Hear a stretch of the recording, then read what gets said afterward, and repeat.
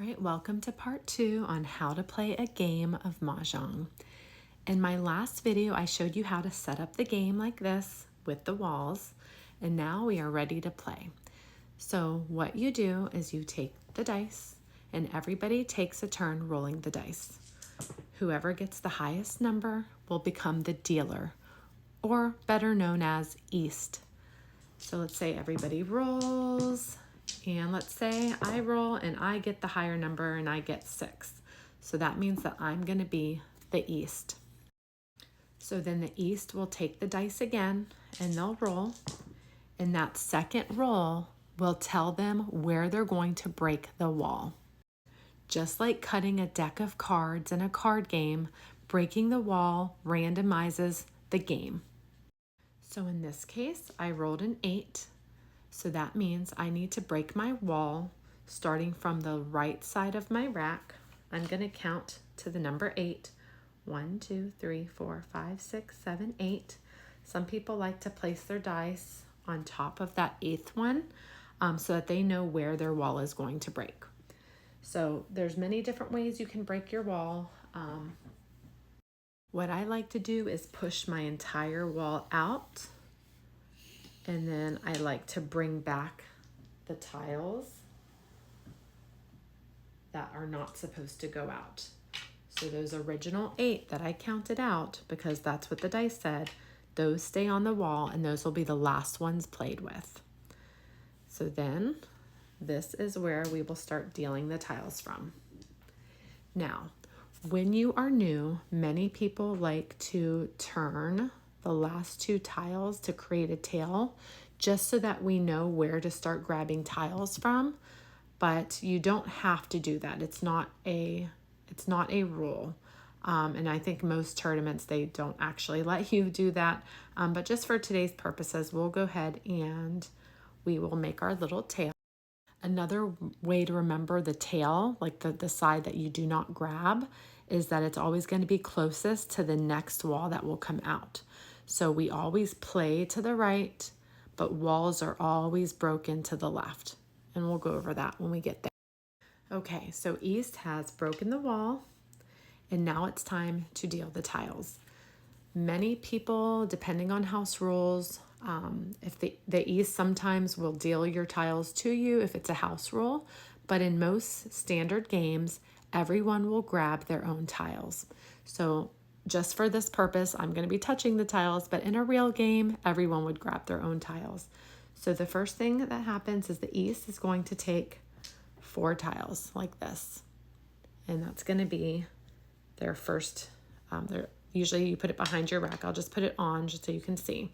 So how we remember it is that everybody gets breakfast, lunch, and dinner, and they will be 4 tiles each. So East has her breakfast, and then the next player to the right will grab their breakfast. So 4 for them, 4 across, and 4. So everybody has breakfast. Okay, now everybody needs lunch. So another 4 tiles will go to the East. So 4. Oh, now I can't give lunch to that player because there's only 2 here. So we're going to have to break our wall. So remember, walls go to the left. We're going to have to push this one out. And I will just put these here so that this person can now grab their lunch. So lunch, lunch, lunch. Okay, so everybody at this point has 8 tiles, and the goal is to get to 12 until we then do the last part. So then we have dinner. So 4 for East, always gets theirs first. So dinner, dinner, dinner, dinner. So at this point of the game, everybody has 12 tiles, right? Breakfast, lunch, and dinner. There are 3 stacks of 4. Nobody looks at their tiles yet until everybody gets what they need. So to start the game, everyone will need 13 tiles. So right now we just have 12. So everybody's going to get dessert, and that will make your 13th tile. But East is special. They get to start the game with 14 tiles. And remember, you need 14 tiles to make a Mah Jongg. So they get a little bit of an advantage by starting with 14 tiles because they can help build a hand. So how we do that is usually you would, do dessert, dessert, dessert, dessert, and then they would get the 14th one. But to go quicker, what you could do is you could have them take the first and third tile, and that would be just the same as if I dealt it out individually. So East will take number 1 and number 3, because again, they start with 14, so they get an extra one. And if we dealt them out, they would get the first and third anyway, just the way it's set up. So take first and third, and then we deal the rest of the desserts out. So this person would grab their 1 dessert, this person would grab their 1 dessert, and this person would grab their 1 dessert. And by the end of this, everybody should have their 13 tiles, but East has 14. And from here, now that everybody has their tiles, then they would rack their tiles. And what I mean by rack is that they would put them on the slanty part of their rack facing them, not showing anyone else their tiles.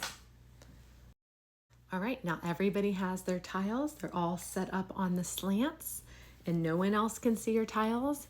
And at this point of the game, this is where you would start to organize your tiles. So I will do a whole video about organizing your tiles and how to figure out which line you're going to go for. So now I'm going to have you come back to my next video and we're going to do the Charleston. You either love the Charleston or you hate the Charleston. Me, I personally love the Charleston because this is a tradition where everyone will find tiles that maybe are not good for their initial hand and they get to pass them to other players and try to build a better hand. So come back for the next video, which is all about the Charleston.